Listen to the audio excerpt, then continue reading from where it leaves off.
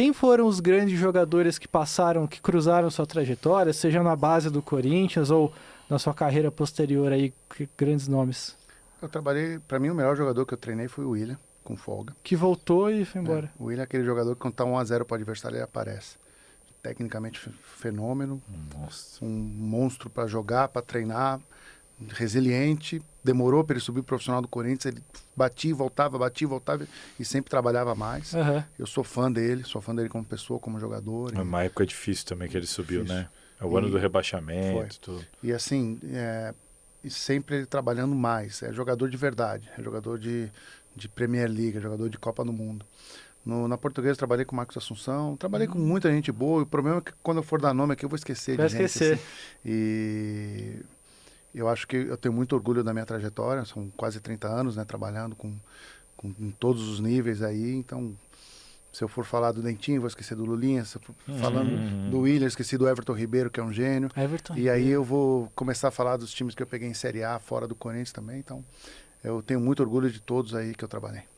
Pô, acho que vocês dois, enfim, cada um no seu campo ali, conhece as histórias do William, do Everton Ribeiro, que eu fico pensando, o Everton Ribeiro era lateral esquerdo na base? Não, ele sempre foi meio. Porque existe esse mito, né, que ele jogou de lateral esquerdo. Chegou a ser aproveitado. Ele teve um treinador em algum momento que por ele ser canhoto, jogou ele pro lado, não deu certo, mas ele era meia. Ele passou em algumas listas de dispensa, mas sempre tinha um treinador que falava, não, espera, porque ele era baixo, que a qualidade técnica sempre teve.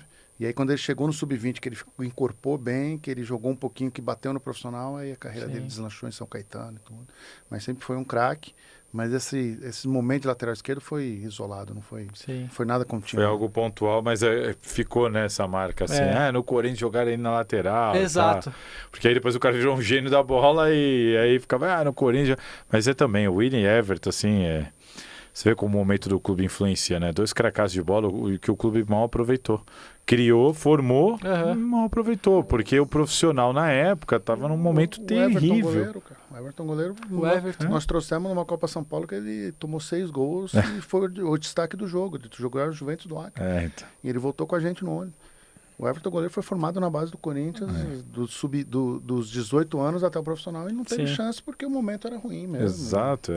O momento ruim acaba minando algumas possibilidades, e aí o cara tem que procurar por fora. E alguns conseguem, outros não. É difícil. Então, isso eu acho interessante de falar. O Sandro tem a vivência como técnico de ter conhecido esses caras todos.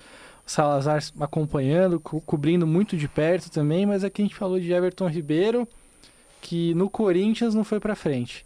O Everton no Corinthians não foi pra frente. O Lulinha também, muita expectativa, não foi tão pra frente. O William já foi o inverso, né? Quando voltou, não foi pra frente. São coisas que, assim, falando eu ali no meu sofá da minha casa, vendo os caras, falando, como que não aproveitou? Como que um cara desse nível não dá certo no Corinthians? Vocês têm explicações para o que pode fazer ou não dar certo? A camisa do Corinthians é muito pesada, tá? E tem times que permitem esse processo mais simples. O Santos é um deles. O Santos, quando o menino chega para jogar, todo mundo abraça e permite o erro. Tem e quando paciência. erra, abraça. O Corinthians já não tem tanto. Eu tô falando mais pelo período que eu estive lá, tá? Perfeito. E às vezes é mais fácil você trazer um cara cascudo, um cara tarimbado, que ele aceita bem a pressão. Mas é uma pena porque a base do Corinthians não revela. Mentira, revela demais. Se a gente for colocar aí o Marquinhos, praticamente não jogou no Corinthians. Verdade. E tá entre os maiores jogadores da história do Paris Saint-Germain. E a gente fala da carreira do Willian, que foi fantástica, mas nunca no Corinthians. Ele jogou, fez 3 jogos, foi vendido, estourou lá fora, voltou pro Brasil, jogou 6 meses, não gostou e retornou. Porque estava sofrendo muita crítica. Então, são características do clube. É um clube muito pesado, é um clube com muita pressão. E às vezes um cara mais tarimbado segura um pouquinho mais isso. Sim. Eu concordo 100%. E vai muito do contexto, né? O que a gente estava falando. O Willian subiu num time muito ruim, muito pressionado. Caiu para a 2ª divisão esse time. Então, assim... E, assim, o garoto com o Willian, ele tinha quantos anos? O Willian é 8'8", ele subiu em 2007, 19 anos, né? Então, assim, ele era muito jovem. E aí não é ele que tem que resolver o problema, né, naquela situação. Sim. E muitas vezes achava que era ele que tinha que dar 10 para ele. Pesado. Eu falei, cara, não é o garoto que tem que resolver esse problema aqui. Enfim. E aí tem essa pressão da torcida e tudo mais. Teve até um caso do Everton Ribeiro, um jogo, se eu não me engano, foi contra o Figueirense no Orlando Scarpelli, não tenho certeza. O Everton Ribeiro super jovem, subiu ali como promessa, o Corinthians fez um jogo e tal, só que tava aquela pressão também, o time ruim. E aí o Everton Ribeiro, uma hora, se alguém pede a camisa assim, acaba o jogo, ele vai pro alambrado, tira a camisa e joga pro torcedor, o torcedor joga de volta. Eu não quero isso. E era o Everton Ribeiro. Sabe? Então, assim, olha o contexto em que o cara está inserido, jovem, olhando tudo aquilo acontecer. Você acha que ele vai pôr ali para fora tudo que ele sabe? Nem ele consegue. Não consegue. Você acaba retraindo, você acaba de alguma maneira intimidando, a não ser que o cara seja realmente uma coisa. Né? Tem que ser o Maradona, né? Não, dá aqui a bola para mim, eu vou resolver tudo, mesmo com a minha idade, tudo bem. Então, assim, para mim, sem nenhuma dúvida, é muito comum isso acontecer.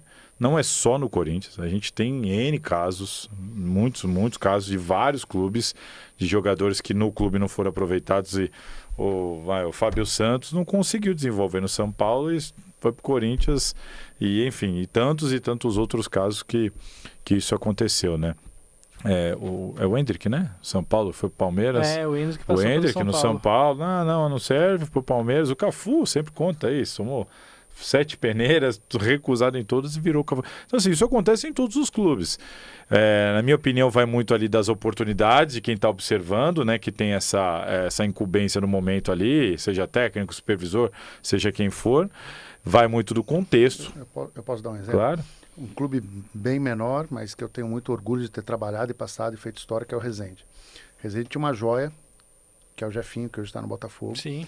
Eu fui o cara que peguei ele no Sub-20, não fui eu que trouxe ele para o clube, mas quando eu assumi o profissional ele estava no Sub-20. E fiquei 3 anos para colocar ele como titular do time. Ele não estava pronto. Ele não estava pronto fisicamente, ele não estava pronto mentalmente, só que eu sempre colocava ele nos jogos e ele resolvia os jogos para mim. Fazendo gol Fluminense no Maracanã e a direção me questionando, professor, por que você não põe o Jefinho para jogar? Porque ele ainda não está pronto.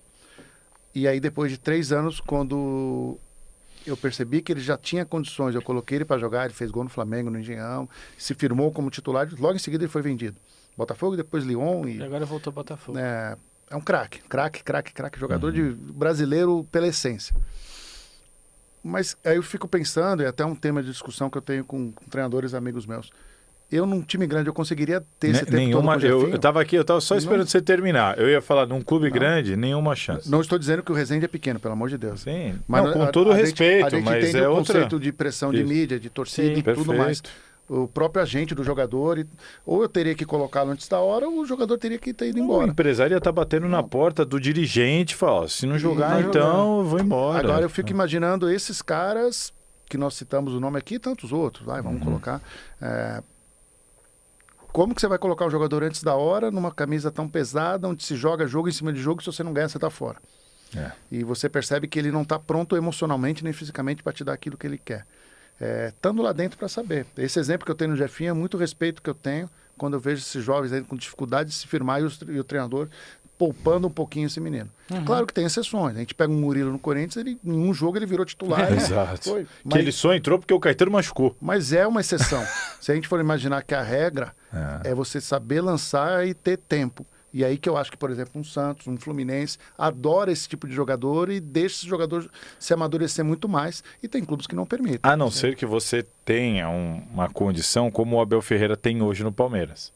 Hoje, o Abel, e ainda mais naquela época, hoje ele tem sido meio criticado, mas naquela época, quando o Hendrick vem, o Abel Ferreira estava naquele status de que é o sonho de todo técnico, né? Ele tá ali, o que eu falar vai todo mundo... tudo bem, né? Vai todo mundo aceitar, numa boa. Posso até não concordar, mas se o Abel tá falando, tá tudo bem, né? O Palmeiras estava naquele estado de graça. E quando todo mundo queria ver o Hendrick, ele, não, vai pra Disney, né? Assim, o Abel tava numa situação rara de treinador para fazer isso. Porque se é um outro... Você entendeu? Se é o Ramon do Corinthians hoje, se é o Carille do Santos, se é o Zubeldia que estava balançando no São Paulo e fala, surge aquele craque, ele fala, não vou pôr, será que consegue? E havia impressão do empresário, da diretoria, é que o Abel estava numa situação e aí a gente não está lá dentro. Eu não tenho nenhuma dúvida, assim, acredito, né, que é exatamente isso aqui que o Sandro falou. E o que aconteceu no caso do Sandro com o Jefinha é a mesma coisa. O Abel, de repente, lá dentro está olhando o que a gente não tá vendo e fala, Aconteceu. ele não tá pronto. Aconteceu com o Jefinho, eu chamei a direção confiava muito em mim, ainda confia, são meus amigos. Falei, tá, eu vou colocar o Jefinho contra o Flamengo no Maracanã em 2021, contra o Rogério Ceni. Eu vou colocar ele para sair jogando não no segundo tempo, vocês vão ver. Põe! Tive que tirar no intervalo.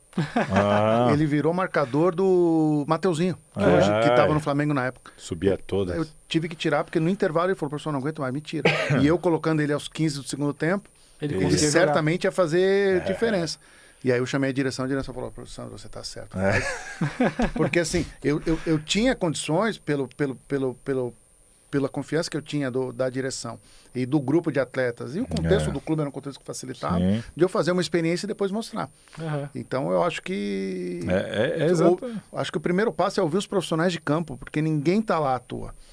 Todo mundo mexe no time do Dorival, todo mundo mexe no time do Carille, todo mundo mexe no time do Sandro, mas nenhum está no dia a dia para entender os processos e entender aquilo que funciona. Sim. Porque o treinador não é um cara que tem um apito, uma relação com os jogadores, ele vai colocando. Tem todo um staff por trás de fisiologia, de preparação física, de fisioterapia, de maturação do atleta, para você entender o contexto de quando lançar e para que lançar. E nenhum treinador é louco. Se o cara tá pronto, ele vai lançar.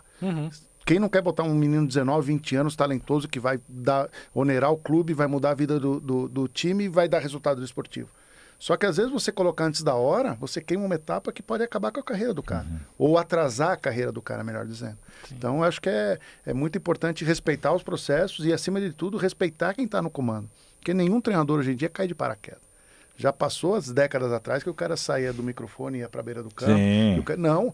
Hoje, para você entrar num time de futebol, você tem que estar muito bem preparado para poder saber o que você está fazendo. Isso. Então, acho que é respeitar também as decisões. E vai da característica. Isso que o Sandro falou, eu vejo, inclusive, de perto, porque eu fui setorista do Santos e atualmente sou setorista do Corinthians. A diferença é muito grande para lançar um garoto. Claro. Lá, se o cara não pôr o garoto para jogar, ele está morto.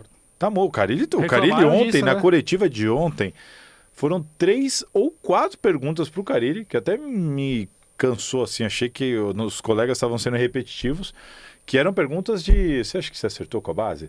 Você não acha que a base tem que ter mais espaço? Você não acha que... lá você é cobrado para pôr o menino. E a torcida tem paciência. Quer ver um exemplo agora? O jogador que saiu do Santos, oh meu Deus, o atacante rápido agora. Patati? Não, no ano passado. Tá no Chelsea. Ângelo. O Ângelo. É o Ângelo, né? Eu acho que é o Ângelo. Caramba, me fugiu o nome, mas eu acho que é o Ângelo. Que tinha 100 jogos pelo Santos já. Sim, estreou com 15 anos. Isso. 100 jogos e tinha 1 gol, 2. É pouquíssimo. Aí a gente falava assim lá no Corinthians, assim, off, assim, batendo papo, a gente falava assim. O Adson, na época no Corinthians, ali menino também novo, um pouquinho mais velho que o Ângelo, mas novo, assim, veio da base e tal. Assim, olha o número de gols e assistência do Adson e o número de jogos. Olha o Ângelo. Só que lá, o técnico é cobrado para colocar. Quando colocava ele no banco, pau nele. E não sei o quê. Põe o moleque, vai ser vendido, vai pro Chelsea, vai não sei o quê. Eu falava assim, e aqui o Adson já fez, sei lá, mano, 15 gols, deu 12 assistências em 50 jogos, e mesmo assim, quando o menino erra um passe, não dá, não sei o quê, é muito ruim. Não sei. Eu falo, cara, não é completamente diferente, mas completamente diferente para todo mundo. É o que o Sandro falou, o técnico na hora de pôr tem que pensar nisso, a diretoria, o próprio jogador. Para o Ângelo era confortável jogar no Santos, mas será que no Corinthians seria? Pois é. 100 jogos com 1, 2 gols? Você entendeu? Então assim, é complicado, assim, e para mim ganha quem tem a paciência. Nesse ponto, para mim, o Santos se dá muito bem. Porque botou para jogar, não deu certo, tudo bem, não deu certo, tal. Mas quantos que o Santos botou para jogar e deu certo, né?